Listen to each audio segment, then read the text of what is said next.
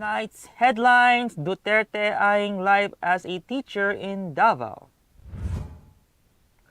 Marcos picks Erwin Tulfo to lead DSWD. Wage Board okays 25 peso hike in Northern Mindanao. Comelec probing almost 1,000 vote buying incidents. LPA to bring scattered rain showers over Visayas.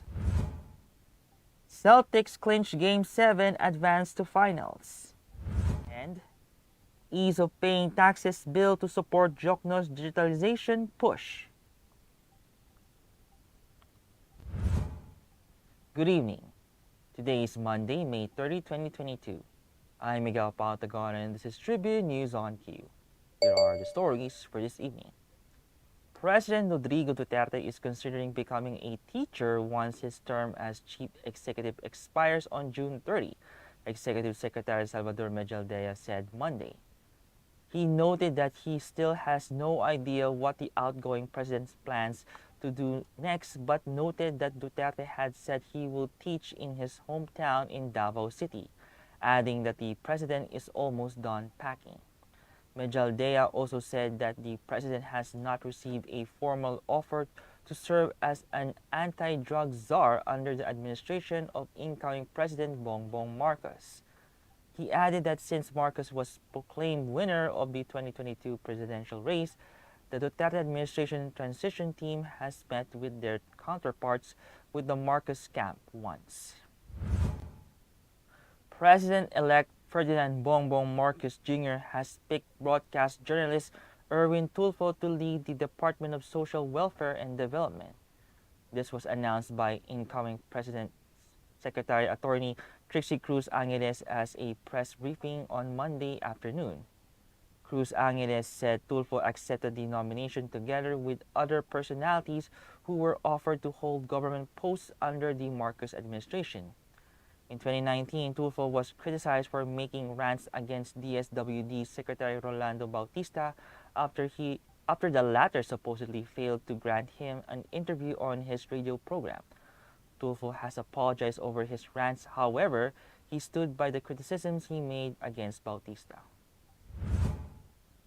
The Department of Labor and Employment, or DOLE, announced on Monday that the daily minimum wage of workers in Northern Mindanao would increase by 25 pesos after the Regional Tripartite Wages and Productivity Board, or RTWPB, approved labor groups' petitions. Labor Secretary Silvestre Bello III would be implemented in two tranches, 25 pesos upon its effectivity and another 15 to 22 pesos on December 16, 2022. This would bring the minimum wage rate in the Northern Mindanao region to 405 pesos for non-agricultural sector and 393 pesos for agriculture sector.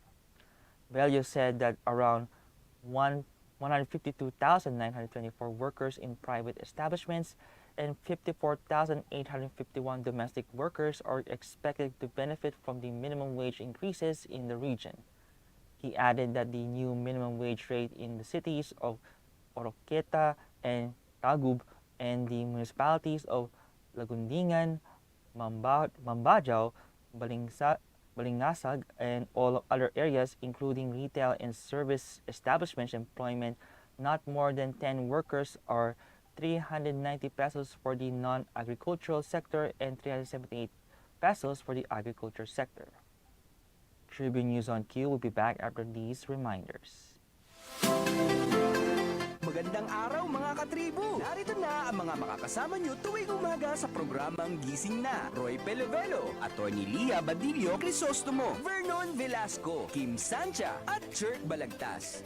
Abangan ang programang Gising Na sa Facebook page ng Daily Tribune. Ilabas na ang mainit na kape at samahan kami sa inyong pag-almusal, mga katribo.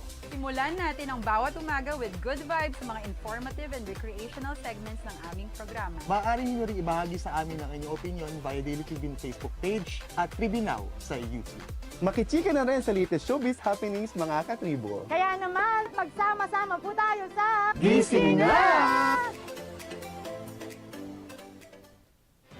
Mga impormasyong direktang makukuha mula sa sources at diretsahang usapan. Yan ang ating daming sa inyo sa programang Straight Talk. Samahan nyo kami sa makabuluhang talakayan live tuwing Martes alas 10 ng umaga sa official Facebook page ng Daily Tribune at Tribune Now on YouTube.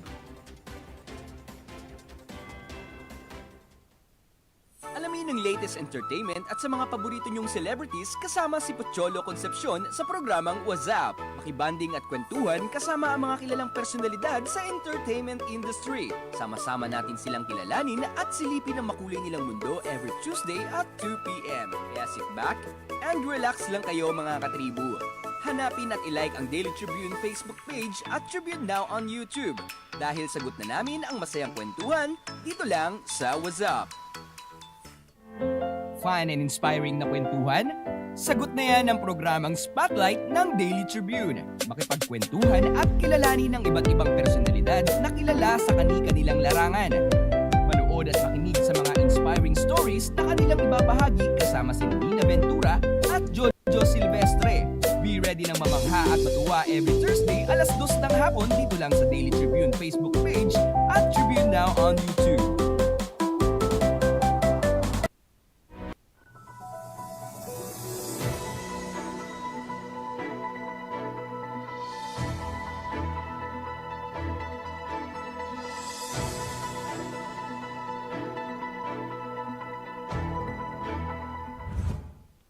In other news, the Commission on Elections, or Comelec, is investigating almost 8,000 alleged vote-buying cases in relation to the conduct of the May 2022 national and local elections.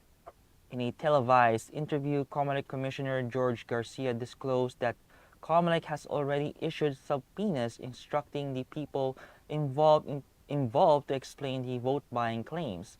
Meanwhile, the disqualification cases against certain candidates for the same reasons are also up for a resolution after they provide answers.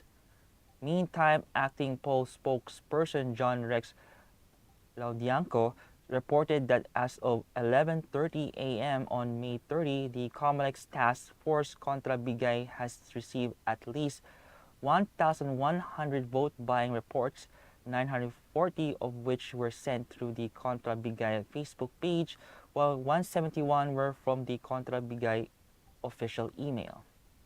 Out of the 171 emails, the poll body said 88 could be considered valid reports and have been officially recorded. Of these 88 recorded reports, only 49 were submitted with supporting evidence. State Weather Bureau Pag-asa announced that a low-pressure area, or LPA, will bring cloudy skies with scattered rain showers and thunderstorms over Visayas and Mindanao. The LPA was located 130 kilometers northeast of Inatuan, Surigao del Sur. Pag-asa warned of possible flash floods or landslides due to the moderate to, at times, heavy rains in areas affected by the LPA. Metro Manila and the rest of the country will have partly cloudy to cloudy skies with isolated rain showers or thunderstorms caused by localized thunderstorms. The wind speed forecast for Luzon and Visayas will be light to moderate, moving southeast to south, while coastal waters will be moderate. Mindanao will experience light to moderate wind speed moving in the northeast to northwest direction, while coastal waters will be slight to moderate. In sports, the Boston Celtics, sparked by 26 points from Jason Tatum, advanced to the NBA Finals by defeating Miami 100-96 on Sunday, setting up a title showdown against the Golden State Warriors. Tatum, who also had 10 rebounds and 6 assists, was named the Eastern Conference Most Valuable Player. Boston captured the winner-takes-all matchup to claim the best-of-7 Eastern Conference Finals 4-3 and secure a place in the championship series, which begins Thursday in San Francisco. The Celtics, who eliminated 2021 NBA champion Milwaukee in 7 games, led from the start to finish but had to hold off a Heat fight back in the dying minutes to reach their first NBA Finals since 2010. Marcus Smart and Jaylen Brown each added 24 points for Boston, while Jimmy Butler led Miami with 35 points in a losing cause. And in business, the Ease of Paying Taxes or EOPT bill will enable incoming Finance Secretary Benjamin Diokno pursue his digitalization and modernization priorities for the tax agencies. House Ways and Means Committee Chair Joey Salceda said the EOPT is aligned with Diokno's priority of digitalization of the tax-paying process, as it proposes to delete various provisions in the tax code that require taxes to be paid in the Bureau of Internal Revenue offices or banks within the jurisdiction of the taxpayer's legal residence, principal place of business, or principal office, thereby giving taxpayers payment flexibility. He said the measure will help Diokno modernize the labyrinthine tax administration procedures by simplifying tax compliance, removing redundant and obsolete tax requirements, and lifting restrictions that prevent taxpayers from complying with tax laws remotely. Salceda noted that some of the largest foreign and domestic business groups have called on Senate to pass the EOPT bill, which has already been approved by the House of Representatives in a letter dated May 18, 2022. That wraps up the stories tonight. Before we go, we would like to thank the SM Store, Araneta City, the Department of Tourism, NG Motors, Hino Motors, Security Bank, Empire East Lands Holdings Incorporated, and Overseas Committee Affairs Council member Alan Lin of the Republic of China for their continued support. Again, this is Miguel Patagon, and you're watching Tribune News on Q. Stay safe, stay healthy, and stay at home. Good night, and God bless us all.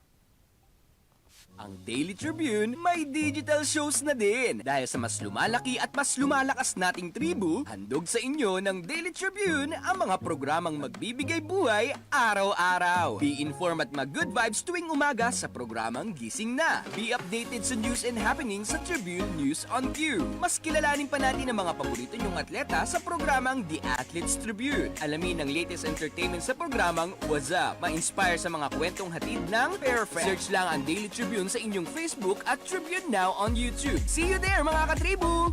Catch the latest news on our website, tribune.net.ph. Follow us on Facebook, Twitter, and Instagram.